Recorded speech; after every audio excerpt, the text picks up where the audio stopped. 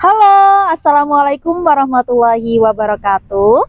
Saya Yuli Setiawati dengan rekan saya Afina Wafiana akan mewawancarai Mbak Farah, iya, untuk bagaimana realitas media berdampak ke kehidupannya Mbak Farah. Mbak Farah boleh perkenalan dulu?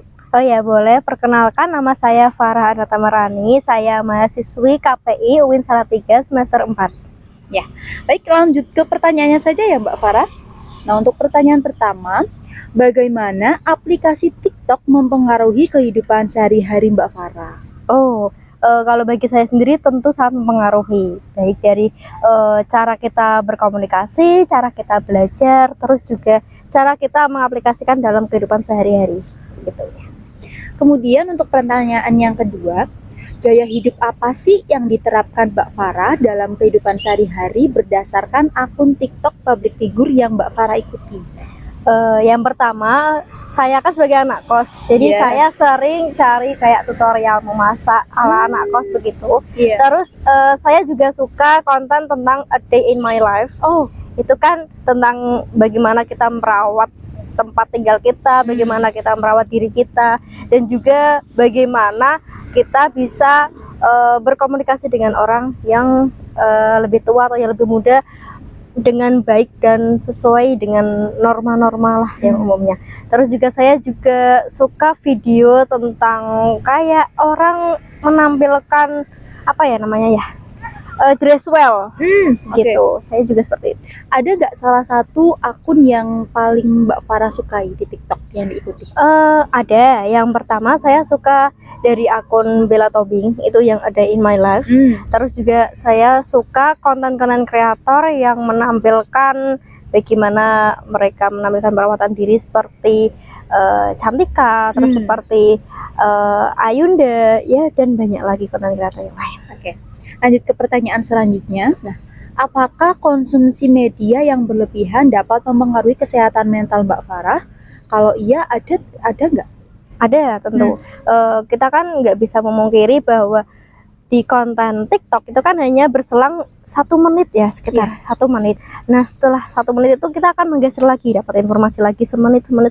Maka itu tidak bisa kita menghindari yang namanya kebanyakan informasi. Nah, dengan kita kebanyakan informasi dari sosial media, akhirnya tuh kita di dunia nyata kayak tidak fokus gitu. Nah, itu kemungkinan keburuknya. Kemudian pertanyaan selanjutnya, apakah media yang sering Mbak Farah gunakan dan pengaruh baik apa yang membuat Mbak Farah sering menggunakan aplikasi tersebut? Untuk aplikasi yang saya gunakan itu ada Instagram, terus ada Facebook, ada WA. Kalau TikTok sih kadang kalau free ya, gitu. Berarti nggak terlalu dikonsumsi setiap hari ya? Tidak. Aplikasi yang paling sering digunakan itu yang apa? Yang Instagram. Oh, lebih ke Instagram ya? Padahal biasanya anak-anak muda zaman sekarang pakainya itu TikTok. Iya. Ternyata Mbak Farah lebih ke Instagram ya? Iya, betul. Kemudian selanjutnya, apakah saat Mbak Farah membaca berita saat di pagi hari mempengaruhi suasana hati dan pandangan Mbak Farah terhadap dunia atau kegiatan Mbak Farah sehari-hari? Itu sangat mempengaruhi. Kan kalau pagi hari kita kan inginnya kayak yang cari suasana yang fresh, yang bisa menaikkan mood kita. Jadi kalau pagi hari bangun tidur kita dapat informasi yang kayak negatif gitu, langsung bikin mood kita kayak jadi buruk di pagi hari begitu. Tergantung berita yang kita konsumsi ya. Tapi biasanya kalau di pagi hari Mbak Farah itu mengonsumsi berita yang bergenre apa? Kalau saya sih lebih suka yang ringan-ringan kayak sinetron, film gitu. Ya, timeline di HP itu apa gitu. Tergantung FYP-nya apa ya. Dan tergantung kita sering bukanya apa. Betul. Oh ya, buat tambahan, kira-kira dampak negatif yang Mbak Farah rasakan selama menggunakan media sosial tersebut itu apa? Kan dari tadi positifnya ya. Nah, kira-kira negatifnya itu apa?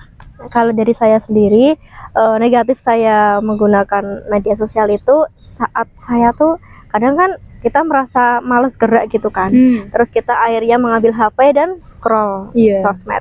Nah, tanpa sadar kan kita membuang waktu yang banyak buat scroll sosmed.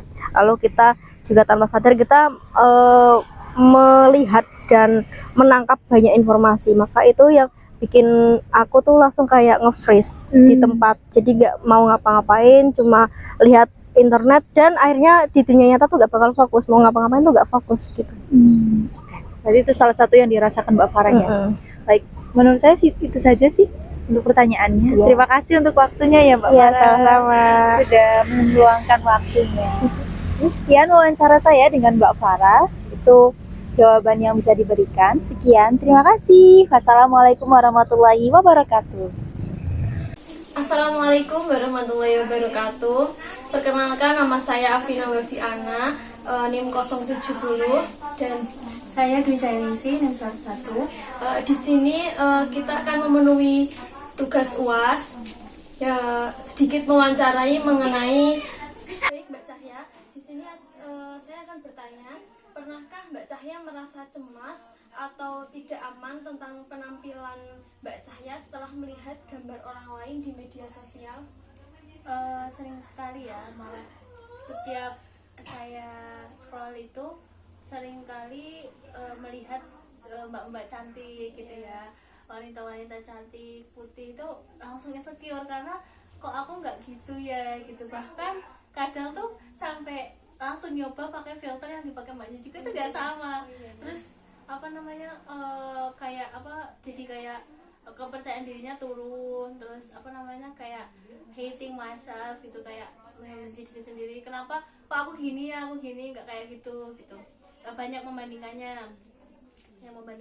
padahal kan ya mungkin bisa aja itu yang di media sosial itu diedit ya, kita nggak tahu. Tapi kalau buat saya pribadi itu memang dampaknya nyata sih, sering. Makanya saya lebih suka nonton video-video yang selain bawa FYP gitu, misalnya video kucing, tutorial atau apa gitu. Lebih sering kayak gitu ya, Iya, daripada lihat orang-orang lain gitu karena penampilan. bikin nggak pede, dan apa ya, aku sendiri juga kurang mengikuti sih. Kalau misalnya OOTD apa gitu, apa make up itu paling pas pengen aja sih, pas memang pengen nyari gitu. Yang selanjutnya Mbak Cahya, bagaimana media sosial dapat membuat kita merasa bahwa kehidupan orang lain lebih baik daripada kehidupan kita sendiri? Kadang tuh di media sosial ini apa, banyak video-video yang kelihatan senangnya aja kan, kelihatan bagusnya aja ya, menunjukkan kesenangannya ya. saja. Jadinya kita pas yang lihat tuh lebih sering berpikir, kok hidupnya senang banget ya, kok apa namanya, seru banget, terus apa namanya, isinya itu kayak apa, misalnya liburan apa, terus mungkin apa, liburan kemana, terus atau mungkin apa, makan apa gitu, maksudnya kayak menyenangkan gitu kan. Tapi kan mungkin kita nggak tahu ini apa namanya, ada nggak senangnya dari hidupnya kreator gitu kan. Itu yang ditampilin cuma yang senang-senangnya aja gitu. Jadi kadang kita tuh apa namanya, terlalu apa ya, membandingkan kehidupan kita sama mereka gitu. Padahal itu cuman 1 menit dari cuman video 1 menit yang menampilkan kebahagiaan orang lain. Belum tentu kan, bisa aja di kehidupan kreator itu lebih banyak gak senengnya, atau mungkin habis melewati hari yang berat, jadinya dia membuat hiburan untuk dirinya sendiri gitu. Baik Mbak Cahya, selanjutnya menurut Mbak Cahya apa sumber berita yang paling terpercaya? Kita tuh tahu ilmunya. Kalau misalkan apa namanya, ada tren A terus kita ikut-ikut tren A tapi nggak tahu ilmunya, bisa jadi malah kita yang tersesat, kita yang rugi gitu loh. Baik Mbak Cahya, ini pertanyaan yang terakhir ya. Menurut Mbak Cahya, bagaimana sih bisa mengetahui apakah suatu informasi itu valid atau tidak? Kalau saya sukanya itu ya, baca ulang beritanya di media media berita yang terpercaya gitu. Misalnya media berita TV nasional kayak Metro TV atau TV One gitu-gitu ya kan, sekarang banyak di YouTube, di website gitu kan, atau TV channel gitu kan. Jadi apa namanya, kalau baca di berita siaran nasional gitu tuh kayak lebih percaya aja gitu loh, kayak lebih, oh ini kredibel gitu kan. Terus apa namanya, lebih apa namanya, kayak oh ini tuh apa namanya, berita yang kemarin viral tuh ternyata udah masuk televisi. Terus apa namanya, kalau di televisi gimana ya penjelasannya gitu, aku lihat dulu gitu kan, aku lihat apa aku baca gitu kan. Karena kadang tuh trending apa namanya, berita tuh bisa aja kemarin gitu kan. Terus apa namanya, viral atau heboh tuh karena foto yang disertain atau mungkin judulnya yang apa namanya clickbait gitu ya, bikin tertarik gitu. Jadi apa namanya lebih, kalau misalkan di media sosial juga seringnya pakai bahasa non formal atau kadang ambigu gitu ya, jadi kayak susah dimengerti kadang kan. Dan aku tuh khawatir banget kalau yang posting tuh kayak memihak satu pihak gitu loh, jadi apa namanya kayak nggak netral. Jadi mending kayak baca di website resmi berita nasional gitu. Mungkin cukup sekian wawancaranya, dan terima kasih telah meluangkan waktunya Mbak Cahya. Dari saya, wassalamualaikum warahmatullahi wabarakatuh.